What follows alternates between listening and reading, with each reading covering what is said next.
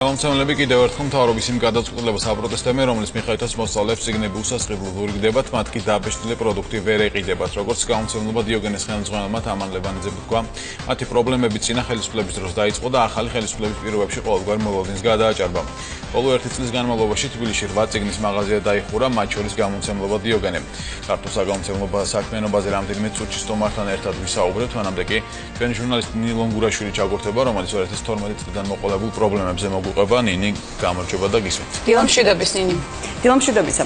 ქართული საგამომცემლო ბიზნესი მნიშვნელოვანი გამოწვევების წინაშეა. 2006 წლიდან მართალია გამომცემელთა რაოდენობა სულ უფრო და უფრო მატულობდა და იზრდებოდა გამოცემული და თარგმნილი ლიტერატურის რაოდენობაც, თუმცა მას შემდეგ რაც სახელმწიფომ სასკოლო სახელმძღვანელოების ბეჭდვა რეალიზაცია სახელმწიფო პროგრამის ფარგლებში განახორციელა, საგამომცემლო ბიზნესს ამ გადაწყვეტილებით მნიშვნელოვანი ფინანსური და მორალური ზიანი მიადგა, რამაც ეს ბიზნესი მნიშვნელოვნად შეაფერხა.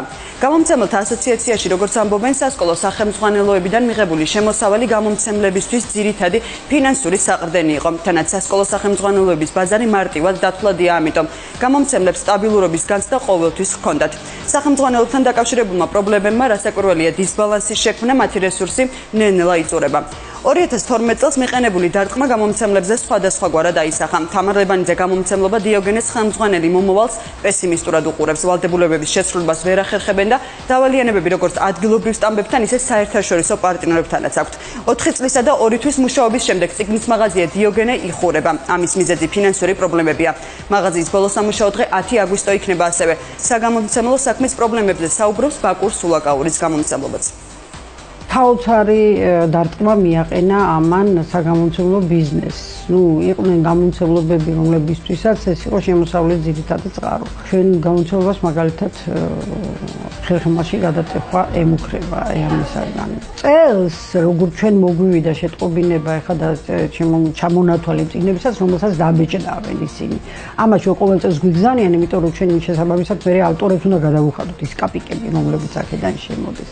წელს შეიძლება ითქვას, რომ ჩვენს ავტორებს არაფერი აღარ შეხვდებათ, იმიტომ რომ აღარც ერთ წიგნს რაღაცა თითზე ჩამოსათვლელი ჩვენი წიგნი დაიბეჭდება. გამომცემლობები ძალიან რთულ სიტუაციაში აღმოჩნდნენ, იმიტომ რომ მათთვის ეს იყო ფინანსურად ძალიან დიდი ზარალი. მით უმეტეს, რომ მაგალითად ჩვენ გამომცემლობას ძალიან ბევრი წიგნი გაუყიდავი დარჩა საწყობში. სახელმწიფოს შეეძლო გამომცემლებისგან შეეზღიდა ეს წიგნები, ბუნებრივია და ამ შემთხვევაში ამხელა პრობლემა გამომცემლებისთვის არ შეიქმნებოდა. განათლების სამინისტროს გადაწყვეტილებით პირველ კლასელები წელს მეორადი სახელმძღვანელოებით ისწავლიან. მოსწავლეების უმრავლესობამ წიგნების სახელმწიფოს უკვე დაუბრუნა, თუმცა ჯერ არ არსებობს ოფიციალური დასკვნა იმის შესახებ, რამდენად კარგ მდგომარეობაშია სახელმწიფოსთვის დაბრუნებული წიგნები. სწორედ ამ გადაწყვეტილებით ახსნა მინისტრმა ის ფაქტი, რომ წელს სასკოლო სახელმძღვანელოები მცირე რაოდენობით დაიბეჭდება. მიუხედავად აღნიშნულისა, გაჩნდა მოსაზრება, რომ ეს გადაწყვეტილება მთავრობის ქამრების შემოჭერის პოლიტიკის ნაწილია და ითქვა ისიც, რომ საბიუჯეტო ხარჯებში ცვლილებების სკოლის მოსწავლეებს არ უნდა შეეხოთ. ნაკლებად მჯერა იცით, რომ 2 წლის ნახმარი წიგნები, თუნდაც 1 წლის ნახმარი წიგნები, მით უმეტეს იცით ისეთ საგნებში, რომლებიც ყოველდღიურად აქვთ, ხება ბევრი საათია კვირაში გამოყოფილი ამ საგნებზე და ბავშვი თვითონჯერ მაინც ხო აიღებს კაცო კვირაში.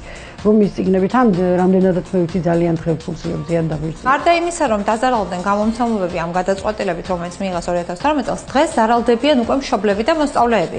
პირველ რიგში იმიტომ, რომ პირველ კლასელ მოსწავლეებსაც კი არ ურიგებენ ახალ სახელმძღვანელოებს. და არ ამგონია ამას რაიმე გამართლება ქონდეს.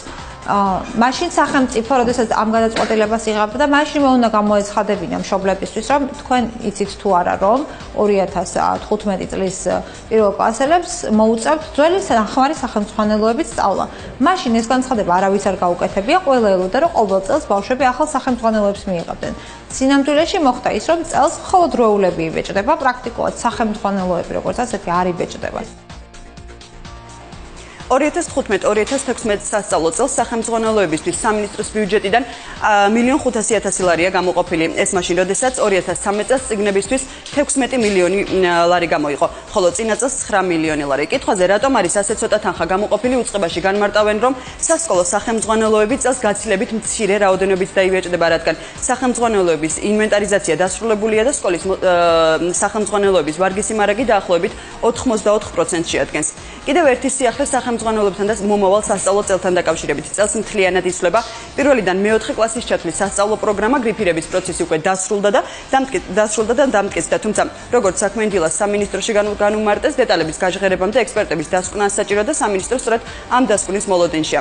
ნინო, როგორც უკვე აღნიშნე, ამ თემასთან დაკავშირებით სტუმარიც ყავს სტუდიაში, ამიტომ უფრო ვრცლად აღნიშნულ პრობლემებზე, რაც გაჩნდა საგამომცემლო ბიზნესში, მაყურებელს ჩვენი სტუმარი მოყვება, ამიტომ ეთერს უკვე თქვენ დაგეთმობთ.